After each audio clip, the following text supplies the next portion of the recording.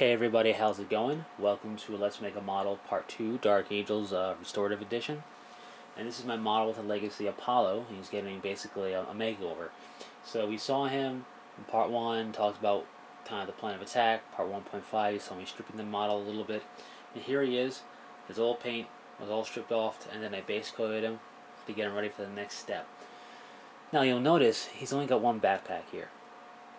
I did attempt to magnetize him, and there's a magnet in his back. I don't know if you can see it at all. It's not going to focus too well. Right there. You can kind of see it above the nub. Right there. But it wasn't working well with the jump pack. It wasn't sitting right. And I didn't like the overall look. How the jump pack was sitting on the model. It looked kind of silly, kind of odd, and out of place. So I'm scratching that idea for this model. He's just going to have his regular backpack glued right to his back again.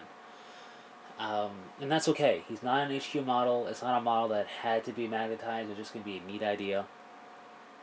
But I did find out some I guess, important things while doing it, and that is you can magnetize it with, even though it's pewter. Now, pewter to pewter would be a bit too heavy for these magnets, but pewter to plastic, if it's a plastic backpack or a plastic bit onto a pewter body, it'll work. I knew pewter wasn't magnetic, but I wasn't sure if the glue would hold it well with the pewter, and it seems to do it just fine. So that was, cool to find out. I will be doing magnetization in the future, and I'll talk about that. I'll do a little video on that in the future, but just not on this model. So with that being said, he's base coated. I figured I'd base coat him before talking about him, and ready for the painting process. So part 3, when you see him in part 3, he'll have some painting done on him, and what I'm going to do in part 2 is, well, this is the video part 2. What I'm doing for this step is I'm going to paint up his cloth and his eye lenses first on his helmet. The reason I do those first is because the eye lenses, every time I do them, I got to clean them up a little bit, just because it's small, little area, and I'd rather get that done before doing the armor and just cleaning it up, and then if I have to make minor touch-ups to the eye itself afterwards. And the way I do my cloth is got a lot of dry brushing at the end of it, and with that it kind of gets on the model around it. So the cloth is on his legs here.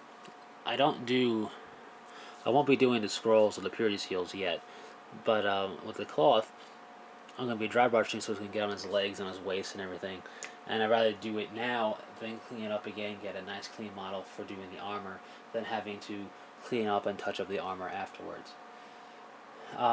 The eye technique I'm going to be using is one General Splatin has shown. Showed it a while ago, but it was a cool technique. If you haven't checked it out, go on his page, I guess search for painting eyes or whatever. It's basically, the short of it is mithril silver or silver type of paint, and then doing washes of the desired color over it. And it gets a really cool, neat effect. So thanks for showing us that. And that's what I'm going to be using for the eyes.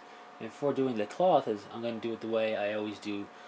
I've always been doing the cloth for my Dark Angels, and that is basically you build up whatever, you can use brown, yellowish brown, reddish brown over the base coat of black that I do. I do black base coat. And then I build up white over that, hit it with a wash.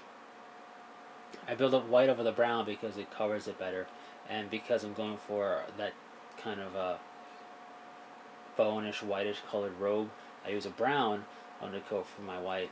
If I was going for like a white piece on the armor, or like white raven wing feathers on the bikes, I do a shadow gray. So depending on what I'm using the white for, depends on the undercoat that goes on first. And then I hit that white on the cloth here with a wash of Griffin Sepia.